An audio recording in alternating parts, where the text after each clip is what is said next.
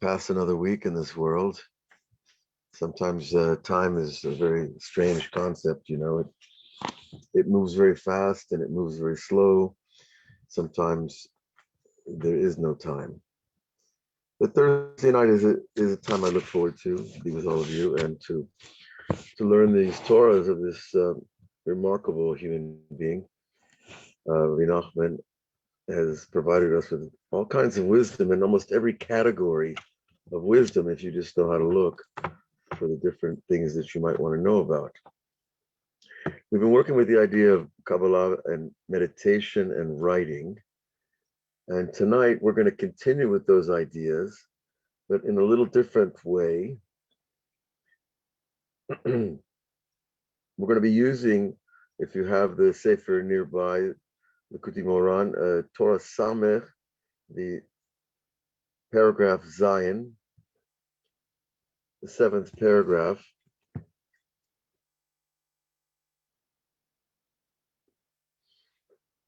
And we're going to learn a lot of different ideas about what writing really is. And I trust it's going to be a little bit eye-opening. Some of the ideas that we're going to run into tonight. Some might challenge you, some might upset you. We'll see. The first line of the Torah that we're going to deal with in the 7th paragraph, when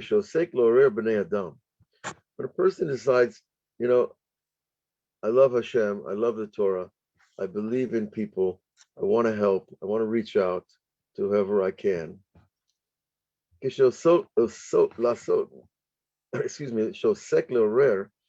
We're busy trying to arouse other people to Hashem, because it's one of the greatest ways known to sustain our own inspiration is by reaching out to others. You know, if you have something good, you want to give it away. And if something excites you when you give it away, you get excited as well. But when you're doing this, while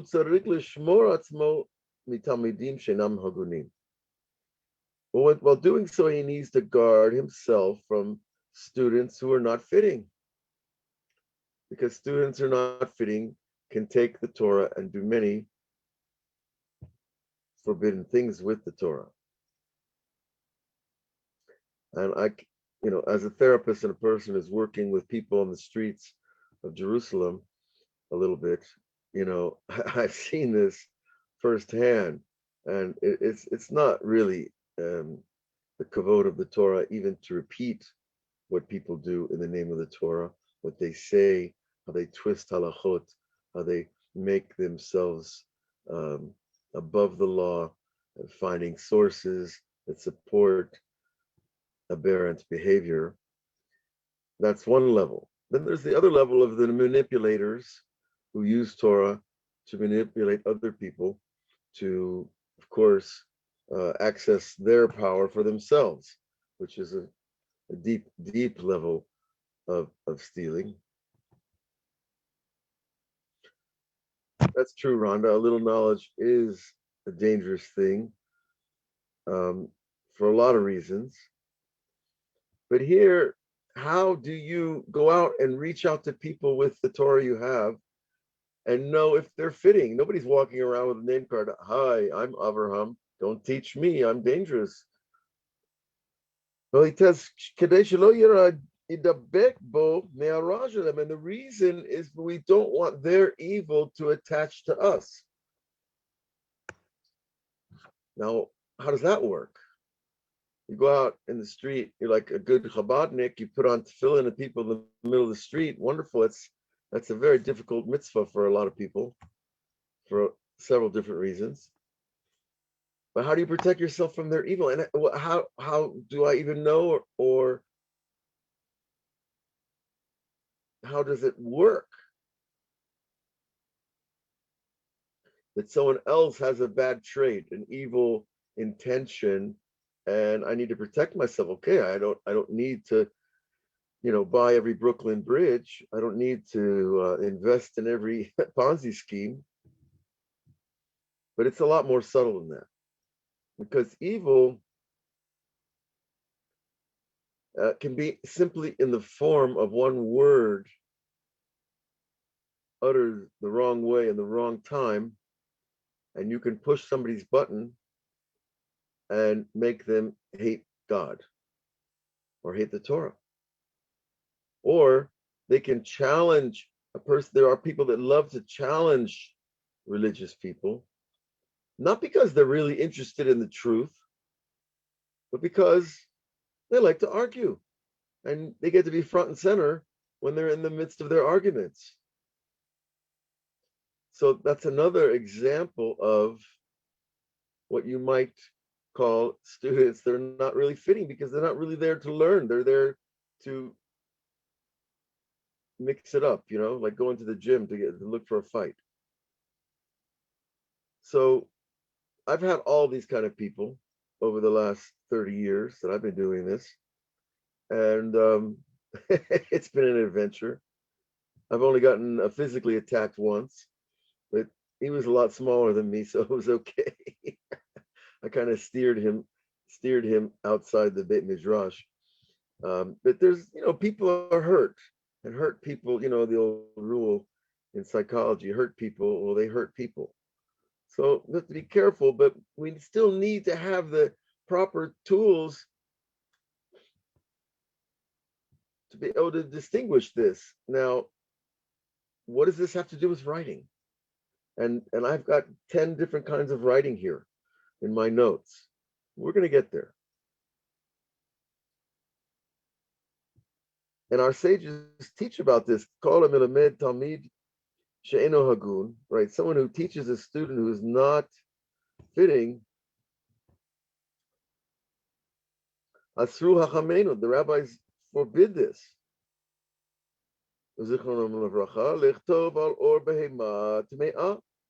That you cannot write mezuzot or Torah scrolls or tefillin on the hide, the skin of an animal who's not tahor, like a cow or a sheep or a goat. Okay, so why can't you write on an impure animal pieces of holy writing? Well, the pasuk says, "Lama'an tiyeh Torat Hashem beficha," in order that, when you have something written in front of you, then you can go over it, and the Torah of Hashem will be in your mouth. That's the simple pshat of the Chumash. But the rabbis add, min hamutar leficha.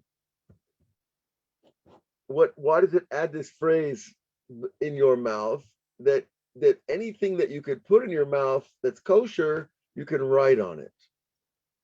Because you see the parallel. Food is something you put in your mouth. It's something you ingest. But on a much deeper level, it's something that you mix your energy with something else's energy. And so Hashem only allows us to eat very few animals whose energy, or whose soul, if you will, or nefesh, is permitted to us, because we don't want to mix energies with every creature that's crawling around this planet. Okay, so that's for the writing, that we don't want to write on something that we can't eat. It's an interesting connection. But he goes on to say, but when you teach somebody else, you're giving over your Torah with your mouth. There in Bal Harbour Mall, I heard this great idea. And people say, really? You heard a great idea? Yeah, and it has nothing to do with Corona or conspiracies. Amazing, right? We should just, that stuff should just go away. Well, hu bechinat ktiva. When you teach, it's an aspect of writing. Now we're starting to come back around. When you speak Torah, you are writing. It's just you're not using a pen and you're not using paper. Ki halashon hu bechinat lashoni eitz sofer mahir. King David said, and King David should know, because King David did a lot of writing, and of the highest level. And he said, my tongue is a fast-moving scribe's quill. Eight sofer mahir, right? His tongue is the pen that is forming the letters, just like your pen or your pencil. Now, maybe some of you have never used a pen or a pencil. I don't know. The latest generation, you might grow up with a little baby Mac. You got a little baby Mac in your crib. You learn how to write before you can take in a pencil or a pen. Because the writing is done, it's engraved and written on the heart of the person who is listening to you. You are writing with somebody else's heart. This is important. This is an important thing. You're not sharing the latest news. You're sharing secrets of the ages. That's what Torah is. So you're writing it on their heart, as it is written in Mishlei. Ketavam al luach libecha, King Solomon said, write them on the tablets of your heart. Now, it's an interesting thing because the Ten Commandments were written on these, luchot, tablets. So the idea of writing on your heart, I guess if you have a stony heart, you can engrave pretty well. But God forbid, we have to work on that stony heart. כתבם על לוח ליבך, ועל כן צריך שלא יהיו דבריו נכתבים על בחינת אור בהמה טמאה. And therefore, just like we learned earlier about the laws of what skin is kosher for holy writing, so too, when you speak Torah, you're engraving like a sofer writing mezuzah. You're writing words of Torah on somebody's heart, and you don't want to write them on someone's heart who's tamei. Now, how can you know this? We're not talking about, there's all kinds of levels of tuma, also of impurity. Hayinu, he repeats, Talmid she'eno hagun, a student who's not fitting. It's impossible for a person of flesh and blood to guard himself from this. Ba'atzmo means by himself in this context. You can't be guarded from this because you're not going to be able to know. Because first of all, people that are usually not such good people are very good actors. Nobody's advertising their evil. Nobody's going out and letting you know. He is if you know what to look for in your experience. But the people that you don't want to share with are people you don't want to talk to anyways. You don't want to have a coffee with them. You don't want to them in your life. The kind of people we're talking about here. Eno hagun. Who's not fitting to know the Ten Commandments? Who's not fitting to know that you should honor your parents and keep Shabbat and eat kosher and not covet everything that's around you in the mall? And the mall is not a good place to work on the coveting thing. You know what I mean? But the Rebbe understands us. He understands you cannot guard yourself. So what do we do? That other people will not hear. Because you could even be having a conversation with a very righteous person and someone else could hear who's not. For this, a person needs that his learning is for the sake lilmod lishmor, lilamed lilmod lishmor, lasot, right? For the sake of learning and teaching and keeping and doing. That you're not learning for the name. You're not learning for the glory of being called Rabbi or Rebbitzin. You're not giving a class because you need attention. I started all this because people asked me to, over and over, many times. I was happy sitting alone in my chair. And well, what happens, happens, So, but the idea here is to learn in order to learn. Because you got to learn in order to learn, right? And then in order to teach, to share what you learn. And then in order to guard, to keep it, to which is the negative mitzvot, of course, I need to learn what things not to do. And la'asot are the things we need to do, the positive mitzvot. Now that sounds like standard Torah lifestyle. But we have to remember it when we're learning because the ego is really always waiting right behind the corner. Whereas we know Lepetach hatat rovetz, that at the opening of the mouth, a sin is waiting, just waiting for us to say something from the wrong place, from any of the millions of varieties of ego. Okay, but remember, we're working on the concept of writing, and we're seeing how far it goes into that your speech is writing on someone else's heart. And we want it to be the right kind of heart, the right kind of person. Why? Well, he tells us, that is to say, through the learning with somebody else, it will be as if you made that friend. You created him. How could that be?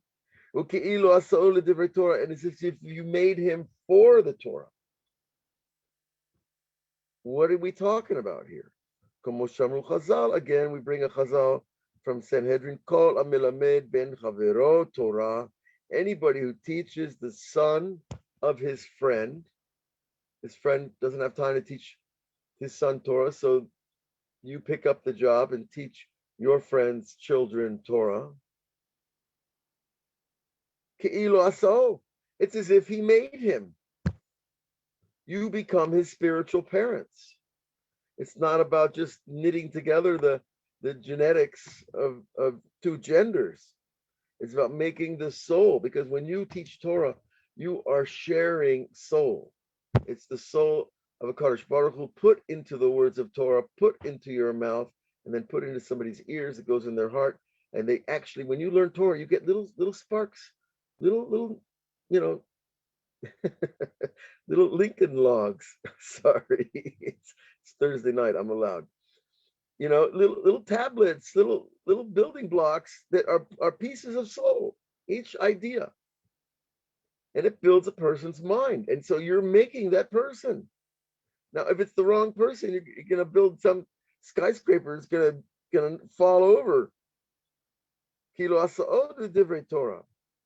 Now, as if you've made that person for Kishlomed, Bekavanazo, and when you learn, Lilmod, Lilamed, Lishmor, Lasso, Likayim, etc. Azai, Hashem Yitbarach Shomeroto. Then God guards you from the improper students.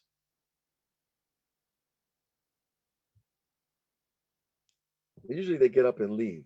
That's what happens. They had enough. And that's okay. They're allowed to not have enough.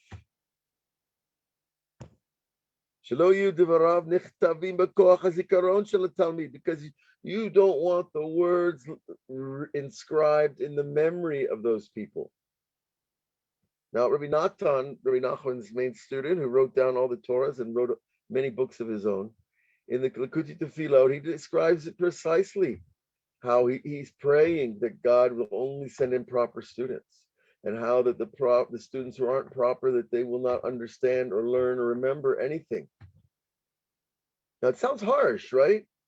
Come on, if he learns today a little bit and tomorrow a little bit, maybe by next week he'll actually like it or want to change. See, because the whole real deal is change. We are in this world to change. We are given the Torah to change. We're given Eretz Israel to change. We're given Shabbat to change, for sure, for sure. You know, we're not here to stay the same, because it's very boring to stay the same, I find. You know, and so, and if a person who doesn't want to change, well, he's going to have problems all the way through his life. And he's going to come to the Torah and say, I don't want this book. This book's getting in my face. This book's going to take. That's what Ishmael said. God went to the Ishmaelites and said, do you want, of course, they said, do you want the Torah? And they said, well, what's in it? And he said, well, you can lo lignov. You can't steal. No, sorry. No, thanks. This is what we do. And to this day, you know, if you go down in the Negev here, 50 kilometers south, there's whole communities of thieves. They don't even have real jobs. They just have, you know, chop houses where they take cars and cut them in pieces and resell.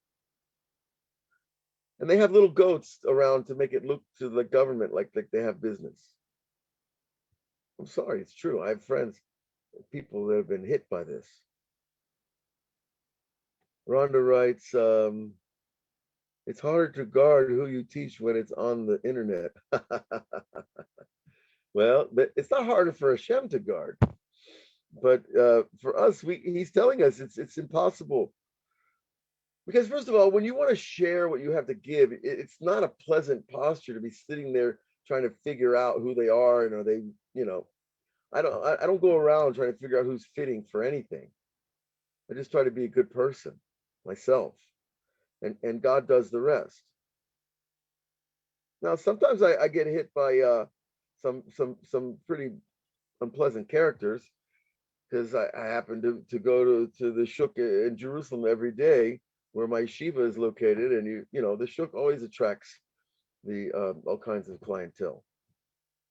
And if you say the wrong thing to the wrong person at the wrong time, or you step into traffic, or you're going to get a 4-letter word, you're going to get whatever, or you'll get some sarcasm. Rabbi. Oh, we'll have to write a book of those stories. Anyways,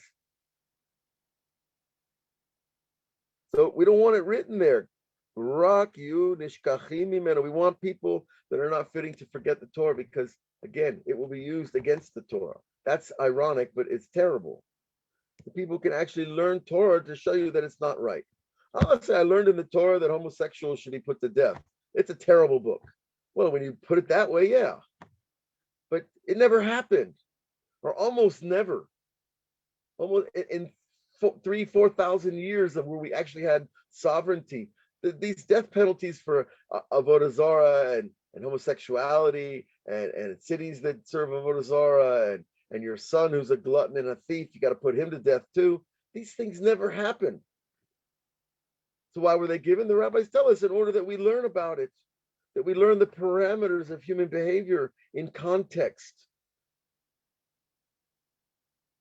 So is it a terrible book? No, it's because we know that these things do happen in humanity.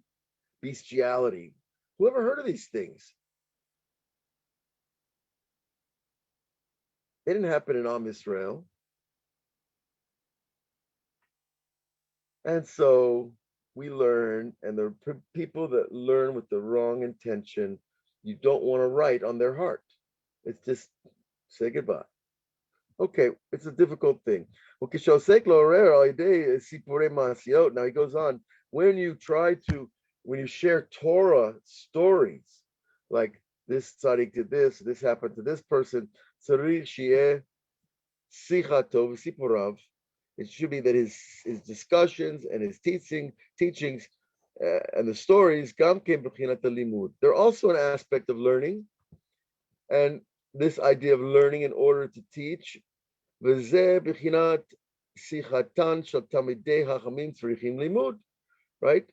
The second Avodah Zarah says that the everyday discussions of a Talmid Hacham, a person who's really on the level, you should study what they say and why they say it, and that's why the rabbis say Gedolah shimusham mi limudam. It is greater to serve a righteous person than to actually just sit in his class. Because in the class, you listen, you learn, and you go home. But when you serve these people and you live with them, you see how they eat, you see how they speak, you see how they conduct themselves in all their affairs, and you learn a lot more about the type of person we'd like to be. So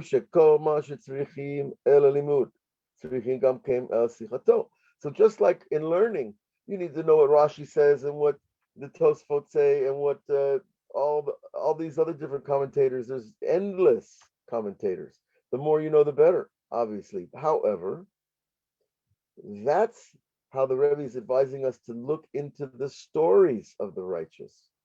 Now, we learn in another place, he might mention it later, that when you tell stories, you should only tell stories of people more righteous than you. In other words, we should not tell stories, that stuff that a lot of the stories about individual behavior on the internet is not worth repeating ever. But when we do, God forbid, we actually lower our own soul to their level, speaking of what they do. So we always want to speak about people who's on a higher level, because then it lifts us up. And of course, these discussions of the righteous are this aspect of the stories of tzaddik, the stories of the righteous are their teachings. So look at the Torah itself. We have stories about Adam and stories about the other great ones from the early generations, and we have stories about Avraham and Yitzhak and Yaakov, etc. Those were their lives, but we turn those stories into deep spiritual teachings because that's the way they lived. So that's a different type of story than some script hack in Hollywood who's pumping out material to wow and to excite people over another gunfight, another chase scene, another kidnapping. I mean, give me a break. But all those things just bring us down. We don't need, we don't need to know it's out there, and it's because we already know. When we need to know the news, it's because we need to know how to pray and what to pray for. Now, because most news is just lashon hara about people who've fallen. It's really it's a sore for a Jew. Now, he goes on. Alehu letrufa. This is a pasuk from Yechezkel Navi. Alehu letrufa. The pshat is very interesting for all you herbally minded people, because alehu letrufa means his leaves or its leaves. The leaves of this plant are for healing. We're already getting a naturalist perspective of medicine from the prophet Yehezkel 20 or 2,500 years ago, give or take. Alehu l'trufa. But look what Rabbi Nachman does with this language. Because alim are leaves. Who is a suffix that is possessive, plural. Alehu ze bechinat sichat talmidei hachamim. So the letter, the words, the leaves also refer to the way they used to talk about books. See, I got my book here, right? What is this? This is like a leaf on a tree. See how it waves? Like a big palm frond down in Miami Beach, right? Those leaves, what's his chidush? Alehu, the leaves are for healing, that not just the plants whose herbs give up medicines that heal, rather, because the leaves are what we speak, and they're like the lips that are moving. It tells us, their lips, their leaves will not go to waste. It's like if you have a lemon tree, you pick a lemon and you can use the leaves, you can lose the rind. And so they're not going to lo yibul, they're not going to go to waste, they're not going to be discarded. And that here, though, in our context, means that his speech, his stories, why the rabbi said this or that, is important. And it reminds me, of course, of the famous Baal Shem Tov story, where he's going down the road with his Talmidim, and it was probably some dusty, country road in Ukraine, and a leaf fell from a tree.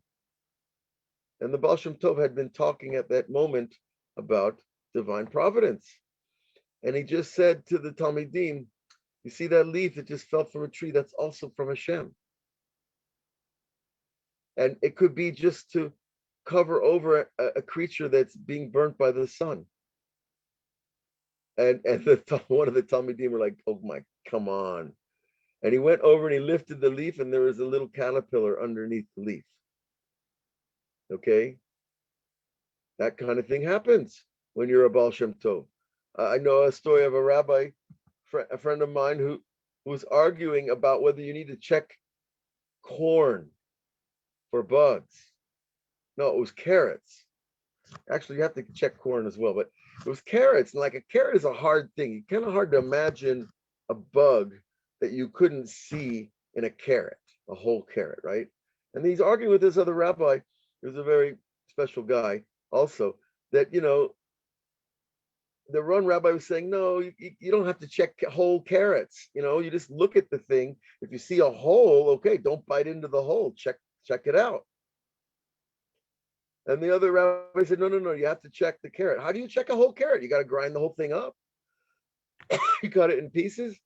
And so he took a carrot and he popped it open, and there was a bug right there. So Hashem is with us in ways that, it kind of filters down through our speech into reality. This is another discussion that is brought up in the book we hope to publish hopefully next week. My birthday is coming up, so I thought it was a nice celebration thing. And in there we talk about this idea that God can send you words that you'll speak in before things happen, in order that you see the synchronicity, in order that you know that you're not alone and you're not abandoned when you make aliyah to Israel in the middle of Ben Gurion Airport, and you suddenly realize you're all alone. It's happened. Okay. Now, but these leaves, right? These leaves that were used for medicine are now also, we understand them another way, because Rabbi Natan writes letters to his sons. This was already after probably Rabbi Nachman passed away. He was writing letters to his sons and his family, because they were living in different places. They didn't have cell phones. And he calls the collection of his letters to his family and his students Alim L'Trufa, the letters of healing. Again, why? Because the letter, both when you write a letter to somebody, you give him a little bit of healing, and you also gain for yourself in the writing a little bit of healing. You see, so writing is not simply putting down a story or writing a poem. Those are all good things. But on a deeper level, writing helps us heal, because it brings back pieces of our soul. All right. And another thing happens.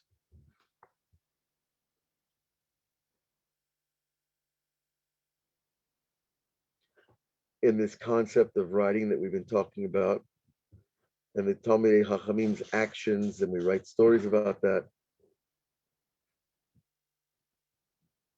Another thing is that they have the power, latir pe ilmim.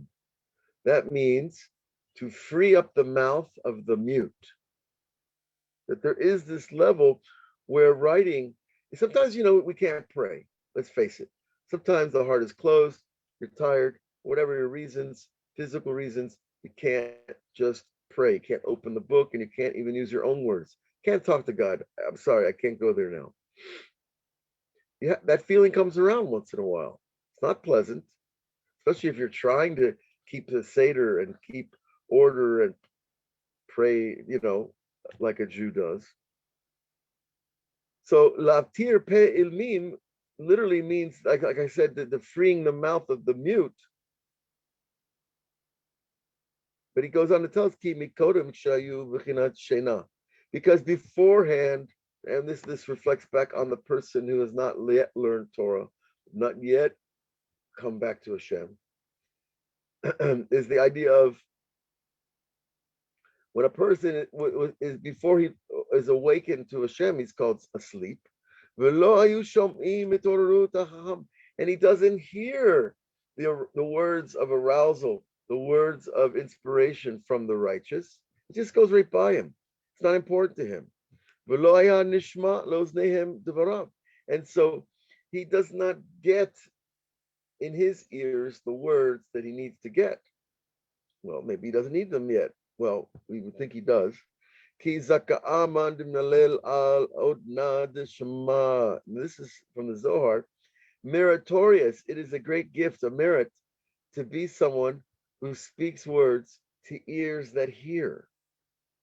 Because a lot of times you'll find people will be looking off, checking their phone, and looking at the clock, and they're not going to really be interested or have the patience to sit and listen to you. That's fair enough. People are people. They got to do what they got to do. But it's a gift to actually have someone who listens. Because after a while you feel like you're talking to the wall. That gets old too. Avalhem ayu kahashim, but they were really like the deaf. Velo ayu shomim klal, they didn't hear anything. And therefore, because when there's no one there to hear, it's not time to speak. If you see that you want to bring someone close to you, or you want to share Torah that's excited you, and the other person is not there, don't talk. Wait, let it sit. Let there's a person come around. Let them ask you what you're up to. Wait for their interest in you. Don't charge into people's lives because their mind is somewhere else. Let them speak. And if not, be quiet and wait. But these people are unable to speak. This is where the Torah story comes in, because you could walk into your to your coffee shop after a day's work and say, I heard, and someone's just there looking at his phone, and you say, well, I heard this great story. They'll say, oh, really? Tell me.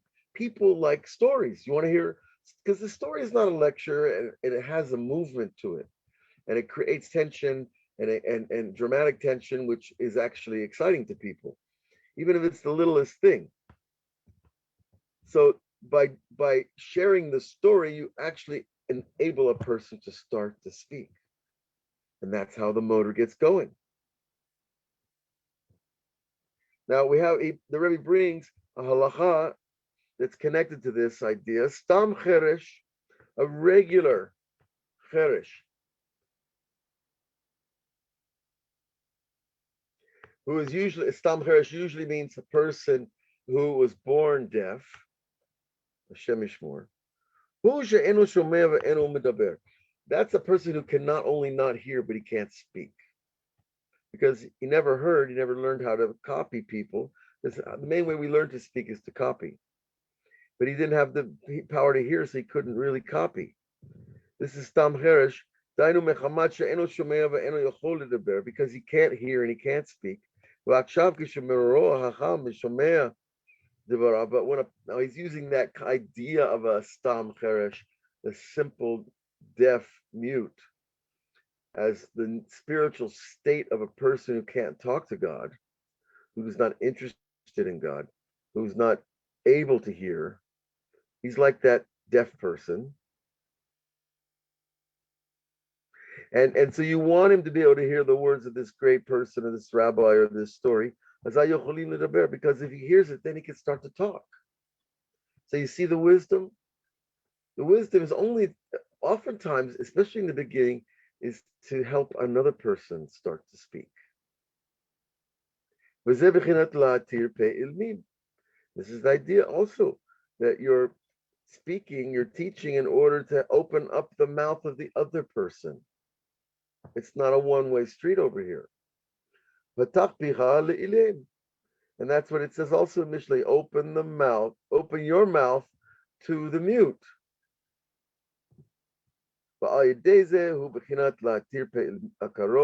And now, and by doing so, you jump a huge level. You jump to the level of to open up the mouth of the barren, the woman who cannot have, has not had children. Because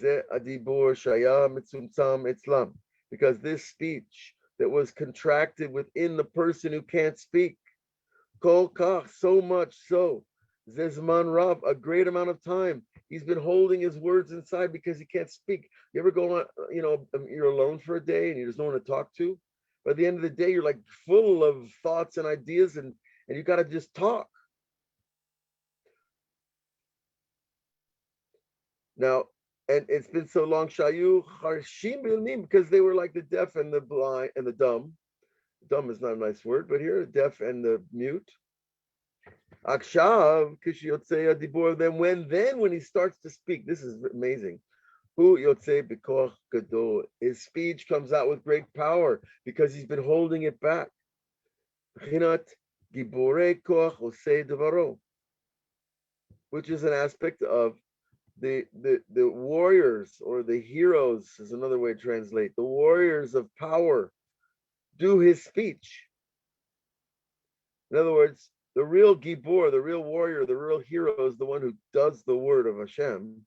Ze akoch ba lichlal kle holada. This power reaches the tools, the vessels of birth. In other words, there is this huge connection, this deep, profound connection between the power to speak and the power to give birth, because you're giving birth to words. And of course, a woman is giving birth to children. This is Bechinat Kochi V'Reshit Oni. Yaakov Avinu said, my power, about Reuven, his firstborn, Kochi, my power, Reshit Oni, in the beginning of my strength. Dayinu Bat Chanei Ador. He goes on to say, who are these? The beginning of my power and strength. It's, this idea that really part of it is that we are working towards this power of speech. We have to remember what King David said, you are writing when you're talking. Now, obviously you're writing when you're putting pen on paper, but now we've learned that when you're writing, you're also talking to people. So are we careful with our speech as we are when we sit down to write?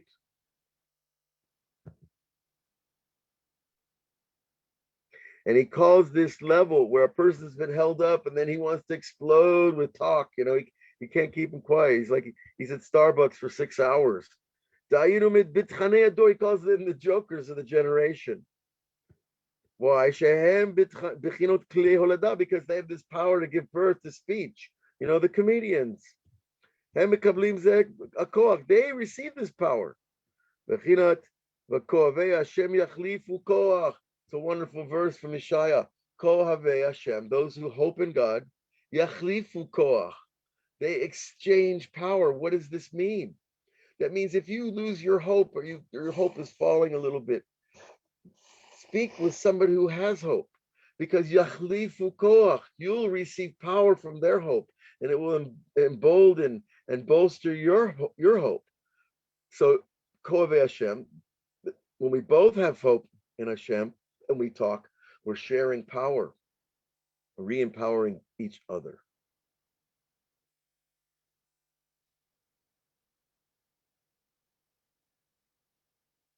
Okay. So I'm going to stop at the text there for a moment.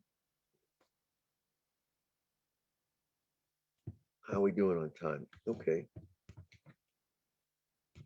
Now, some other ideas about this writing concept that I kind of included in the title, because we're going to go even deeper, folks. This is what we like to do on Thursday night.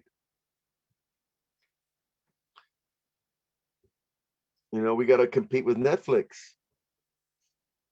Chas v'shalom. The title of the shiur that we first put, that Leora wrote down there, I sent her, was writing, praying, and thinking. I believe, maybe not in that order. The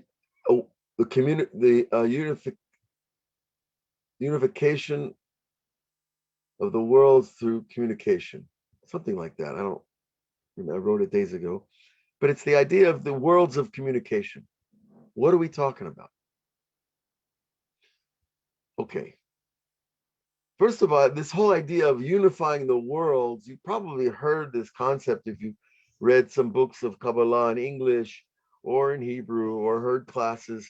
The idea of unifying the worlds, it sounds so up there and high and spiritual. What does it mean? Well, first of all, remember that all worlds are here. We're not talking about unifying Andromeda with, some black hole across the universe. We're talking about the forces of the non-physical, the spiritual level is here. It's all right here. And Rabbi Hanina says in the Talmud, the wise men asked him, where is Ein Sof? Where is God? And he says, right here at the end of my finger. This is in Torah and Kaf Daled. At the end of your finger, who told you? He said, bring me a rope and we'll pull it. That's the whole anecdote from the Talmud. The Ein Sof is at the end of your finger. Well, think about the term. Ein Sof Baruch Hu, the infinite one. When you're infinite, you are everywhere, so everywhere is the center. When you say the center of a circle, you have a little circle and it's right there. Fine. But this is an endlessly expanding sphere. So there is no center. Everything's the center. Because God is utterly, completely inclusive of everything. And everywhere. Wherever you go, he is there. And he is the center. So with that idea now, so when we talk about unifying the worlds, which worlds? Well, let's first define the term world. The Baal Shem Tov does that for us. It is anything that has time and space and intention. And intention is an English equivalent of nefesh. In other words, soul. The whole nature of a soul, a piece of soul, is a capsule of intention, desire, will. Okay? So if you have desire, intention, or will, and you have time, which is here and now, and space, which, well, is also here and now, then you have a world. So when you think about it for a minute, when the Kabbalah says we're creating worlds with our mitzvot and with our Torah and our prayers, oh, well, that's much easier to kind of hop, as they say in Yiddish. It's much easier to get what they're talking about. That we're creating worlds. I'm just creating little spaces of time. It happens right now as we're talking Torah. We're creating little worlds. It has time, it has space. It's happening here in my room, and maybe in your heart, and maybe in the Beit Midrash of Lighthouse Torah. And it has intentionality. But tonight's intentionality, hopefully, is lilmod, lilamed, lishmor, lasot. But you see, that is the world. That's all it is. It's an energy sphere. Okay? Okay, with that definition, why do we want to unify worlds? Well, why does a man and woman want to unify? To have a baby. When you unify worlds, you cause something new to be born. That's what Kabbalistic meditation is about, to bring down new souls by unifying worlds. Okay. So we have these names of God, and they're mixed, and they're matched, and they're flipped, and they're written in codes and ciphers, and it's really endless. But the basic idea, you don't have to be a Kabbalist to understand this and to actually practice it in your own service through your own intention. When I say Shema Yisrael, I'm intending that the masculine and the feminine portions of creation unify. That's all. The masculine being the giving energy, the feminine being the receiving energy, that there is this union between these two energies. Okay, so that's unifying a world. Now, okay, so you do it, usually it's done through the name of the world, or the divine name, the Yud Kei Vav Kei, or Adnut, or Elokim, or Shaddai, all the main names of God. Kale, Adonai is, of course, one of the main ones. When any of them are joined with other names, then they cause something new to come down. Now, you might not see it, you probably won't see it or feel it at first, but we're not doing it to see and feel, right? Right? We're doing it because the rabbis are teaching us to do it. And they're telling us that you're bringing down new power in the world, and that's new holy power in the world is helping Geula come closer, which is, let's face it, the human race needs a redemption soon. And every little bit we can do helps. And when you do it at this level, it gives God a lot of pleasure because he knows we're reaching outside ourselves. We're trying to push out the envelope a little bit here.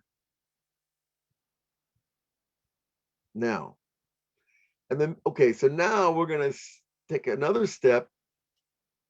Remember, I said there are 3 places we write on paper, 3 main ways of writing that you do on paper with a pencil or pen. And then there's, of course, writing. We just learned writing on the heart of someone who listens to your Torah. Very nice. That's with the pen of your tongue as you speak. You're forming letters with your tongue and your lips, and that sends out little jets of air that are shaped like the letters. And they enter a person's ear and they get translated into ideas, and the ideas affect or impact a person's heart. Wonderful. They can be written there. People will come up to you 10 years later and they'll say, "Oh, remember when you said to me?" You kind of feel shy. Like, I don't actually remember what I said 10 years ago to you. Oh, yeah, what you said then, that's a sign. When they say that to you, that's a sign that you reached their heart. Even if you yourself forgot what you said, because, when you go around talking enough Torah, you read a lot, meet a lot of people, reach out often, you're not going to remember everything you said to every person in every place as you roam around the great city of Jerusalem, for example. But when people are touched by what you say, by your Torah, then they will let you know about it later. And that's fine. And when it happens, we don't want to take it to the ego side either. Please, please. That's just such a waste. The ego doesn't need anything from us. He takes his own. He's a thief. We want to take that to the place of thank God that I have this job in this world, that I was able to reach another human being at that level. You're writing on the luach, the tablets of their heart. Now, of course, so we have the writing on the heart, we have the writing on through speech, with the writing that's on paper, or of course pixels, writing on computers, fits into the paradigm.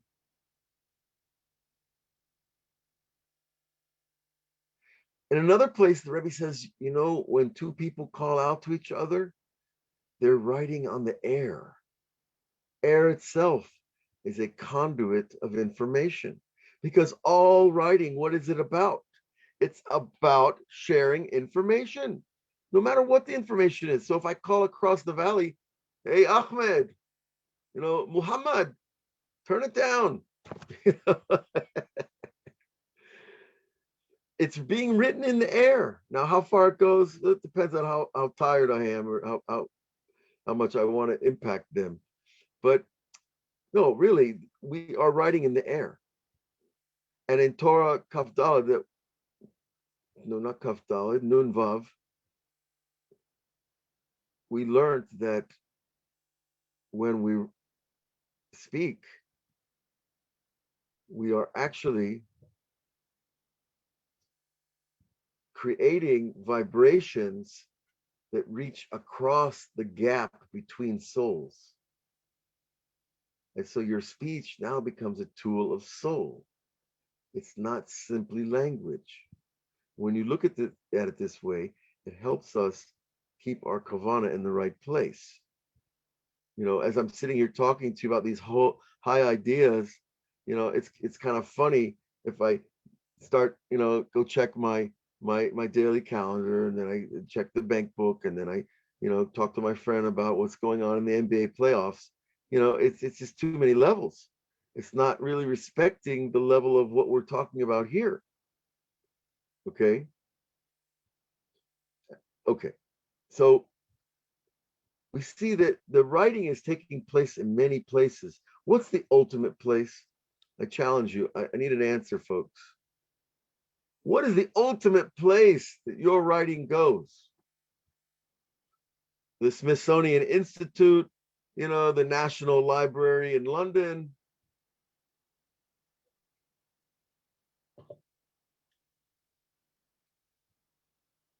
Come on, come on, come on, come on, come on, folks. I know it's late, but it's not late in Miami. Rabbi Shira, I think when you speak or when you write, it goes onto your heart. It goes onto your own heart. Who's that? Is that you, Miriam? Cindy. Cindy, I'm sorry, I don't see which boxes. Oh, your name is not here. Let's because my screen is very nice, Cindy. That's true. That's in my list, actually. Okay, excellent. thank you. That when we write, we're also writing on our own hearts so we can remember.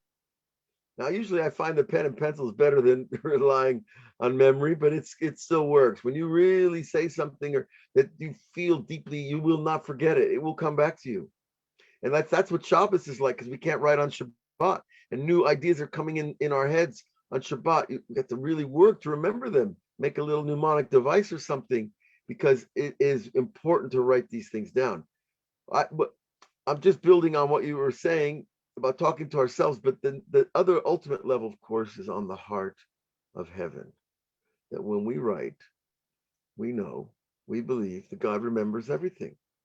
When we speak to him, it's written on his heart. If the speech is at that level, it has to be at the level that it's really coming from the depth of our heart. It's going to reach his heart, and it's going to transform reality according to all the other parameters that we know about.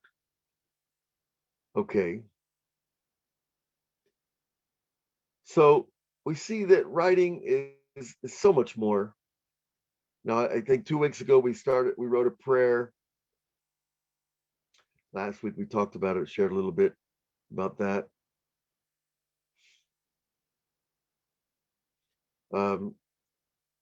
I had my first degrees in English and writing, and I used to always hear people would come into the writing lab. They have to call it a lab.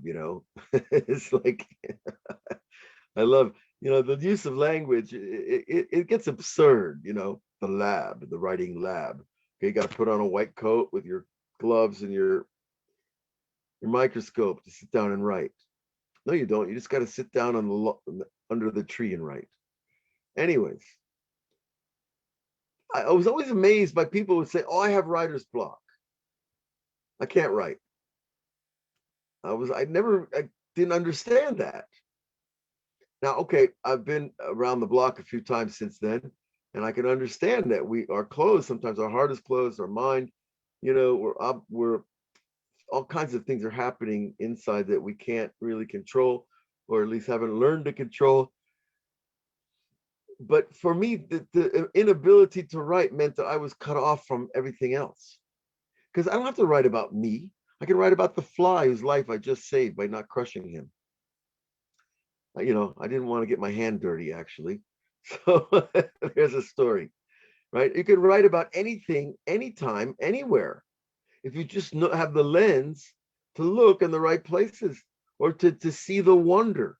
See, this is part of the spiritual journey, is to cultivate. We want to cultivate love of God, and we want to cultivate awe of creation. But part of that is cultivating wonder, because the wonder kind of opens up your mind to look at things in a kind of expanded, happy way. And so this automatically, when you get that wonder, whatever you're looking at is going to change. I just look, okay, you see this funny little mug here, right? Like, where did it come from? Oh, it has little measurements on it. It's plastic. Oh, I see it's been woven in 2 halves, the plastic seam. Who made this? What did they do? What did they do when they got home from work that day? Why is it designed like it is? Who designed it? It's kind of clever. It has a nice solid base. Da, da, da, da. I could start to extrapolate questions. Suddenly, that's what writing is. I'm questioning life. It's not about me giving the answers. It's about us questioning. It's about looking at things in wonder. And wonder means, of course, implies I don't know, and I'm interested. Teach me. And a good writer really is a teacher. He just does it in a very pleasant way, so you don't feel like you're sitting in class being talked at. That's correct, Miriam. We are writing our life with, and that's the third level. Thank you, Miriam. That we come to is the writing that we do in our mind, and that's what real meditation's about. When you go into the deepest meditational state, and then you project your voice, that's when you can really have impact on a cosmic scale. Because when we go into the meditative zone and we leave behind our personal agendas and our personal idiosyncrasies, and we enter that state of just ourselves and Hashem, and then you speak, you could speak verbally or in your own thoughts. At that level,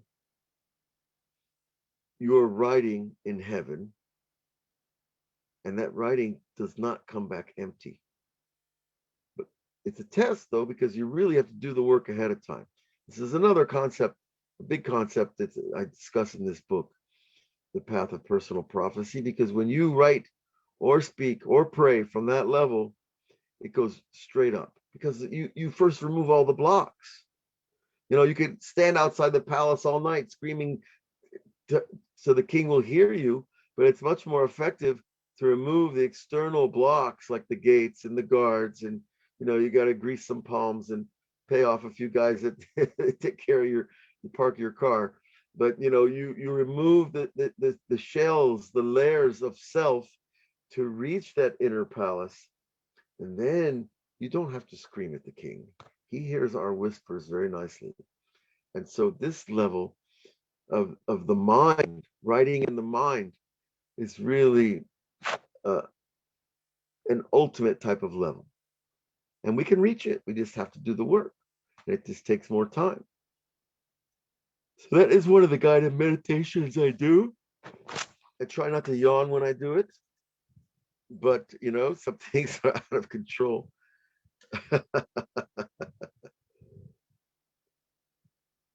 It's really funny to watch somebody try to hold back a yawn. It's just about impossible. All right.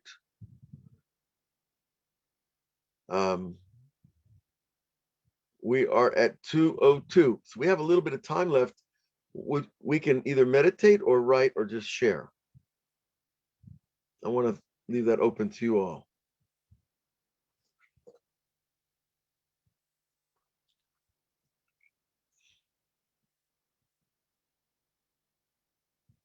And Ariel wants to talk about the Knicks. I'm sorry, Ariel.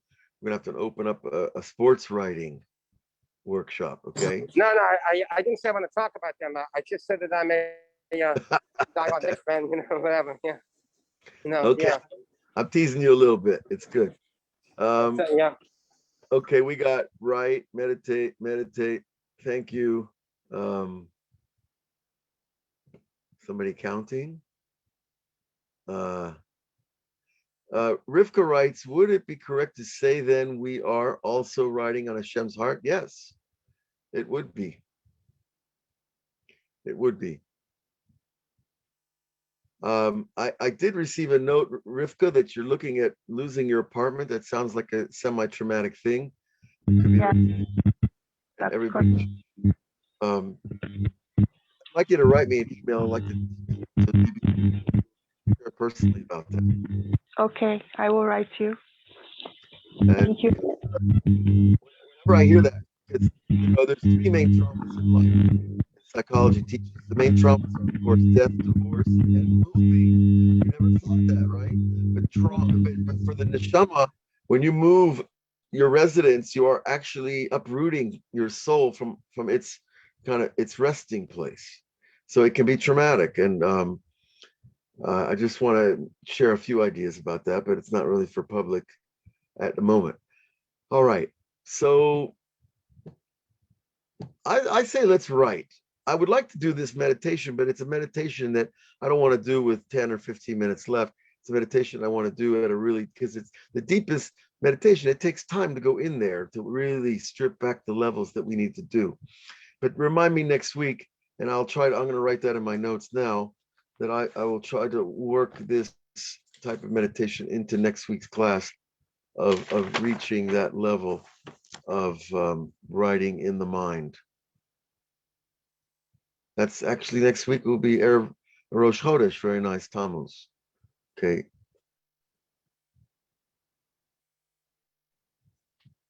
And that is okay. So we'll try to follow up on that next week. But tonight, let's I say we go back to the prayer level, do a little meditation, and then we'll kind of each person will go where they want to go. They could write with a pen, they could write with their computer, they could write with their mouth, right? So let's get comfortable.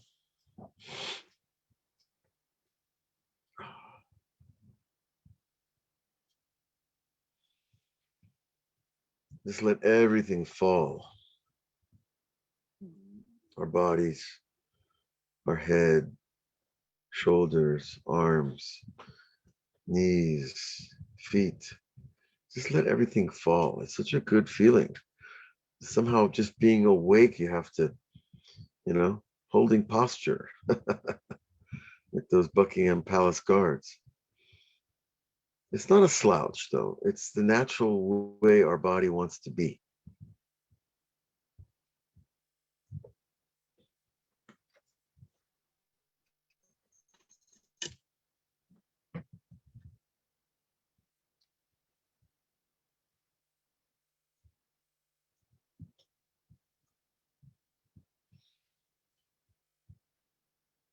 So when we reach that natural posture of the way our body wants to fall into place, you might feel all kinds of things, little twinges, little twitches, little itches, little all kinds of little places where the body is kind of talking back to us.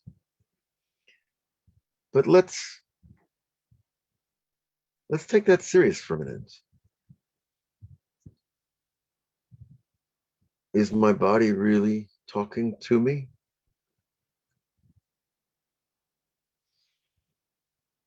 Do all the millions of parts that make us want to communicate to us, to let us know things about taking care of it? It sounds like it makes a bit of sense.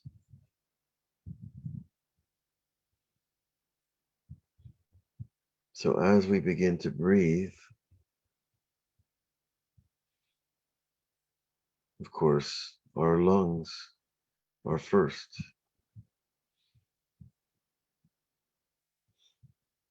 to give us feedback. Are my lungs tight? Do they hurt? Are they sore? Have you finished your second pack of Camels? That was a joke. I hope. Is the air cold and it burns? Is the air hot and dense? Meditation, one of the beautiful goals of meditation is to reacquaint ourselves with our own information. There are millions of pieces of information flying all the time.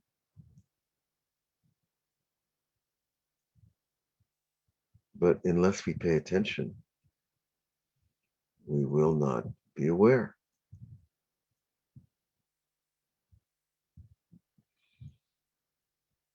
And when you achieve the meditative state to listen to your body, you will know not only what hurts, but oftentimes The pain itself contains our healing. That is a valuable piece of pain. We have to approach it that way. Let's reframe our pain as the source, the path of our healing.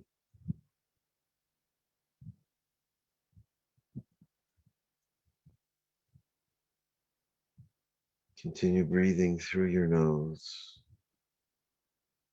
slowly, patiently, allowing your lungs to do their job without stress.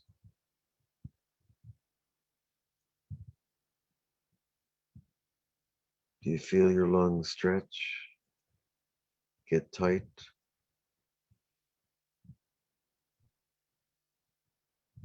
And then release and get soft and relaxed.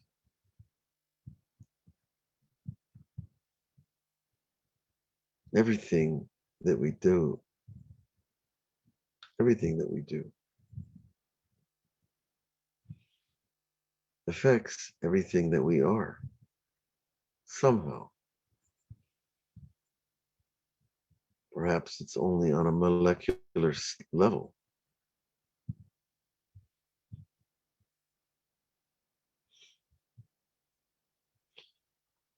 As you breathe, can you feel the last cup of coffee you drank? Perhaps it makes your heart a little jittery, your lungs a little tense because your heart is jittery. And then your breathing is stunted because your lungs are responding to your heart because of caffeine.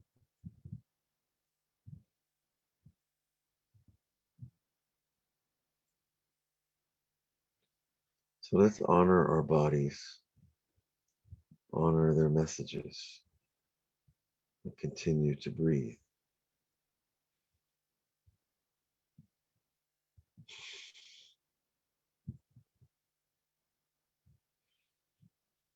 Notice any other part of you that feels uncomfortable. Maybe it's your socks are too tight. Maybe it's your jeans. Maybe it's an old football injury.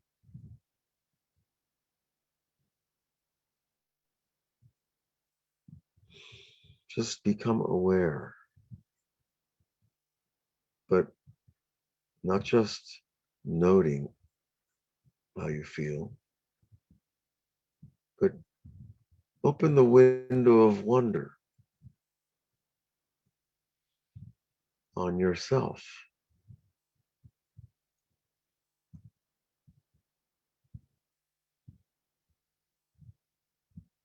Look at the wonder of your body.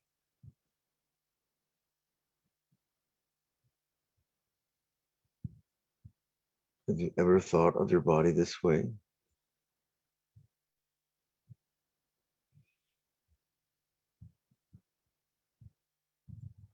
Doesn't it make sense? Doesn't it seem like I would have done such a thing?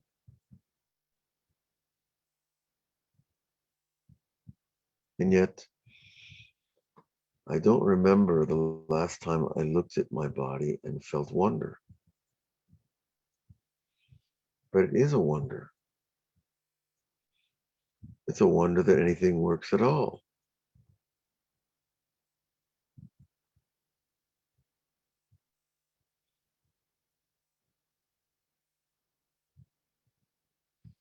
Perhaps part of you would like to stretch.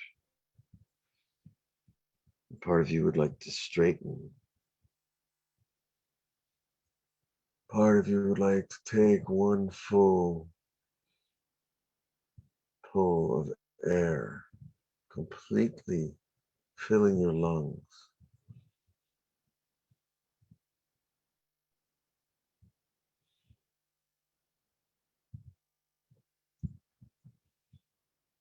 Taking in so much oxygen, you feel your mind awaken. Is not oxygen a wonder? Clean air, especially. Stretch your head back. Feel your neck. Your neck was just constantly on call, constantly under stress to hold up your head, unless you have learned in yoga to let your head fall.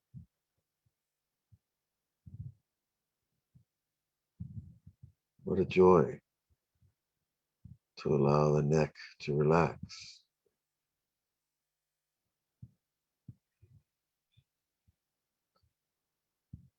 Look around your body in your mind's eye.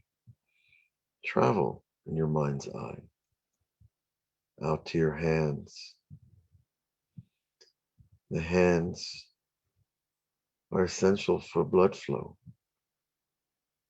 essential for expression,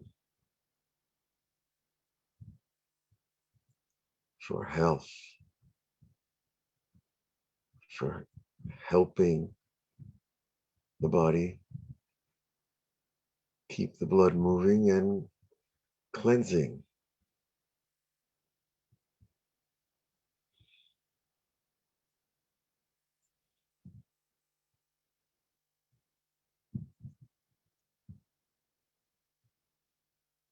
Continue to breathe the gift of air. What other wonderful part do you find in yourself?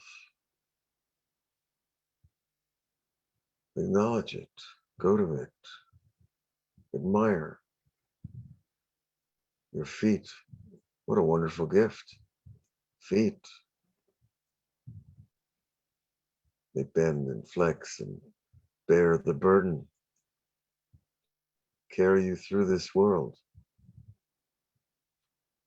without complaints.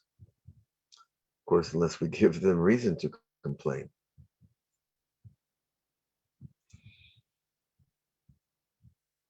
See yourself with wonder, and you will see wonders.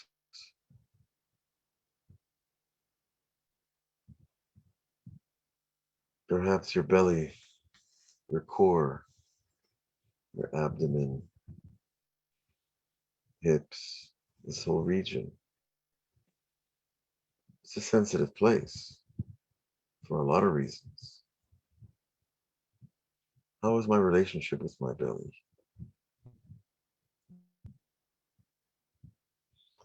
Well, it certainly talks back once in a while. What's it telling me?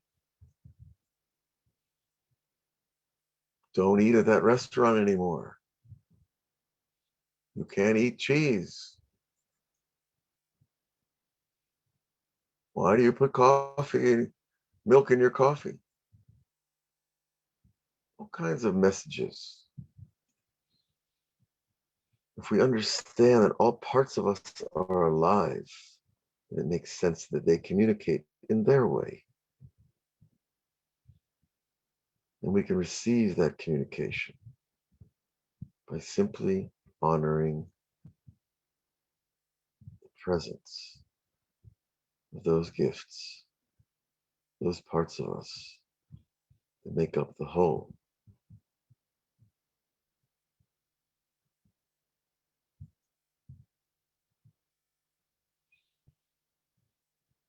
Continue breathing.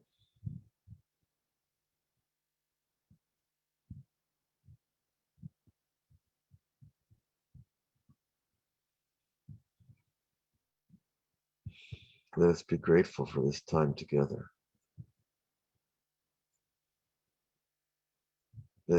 what we learn be for others in the right time, in the right way, to spread the joy and the light and the wisdom and the understanding and the patience.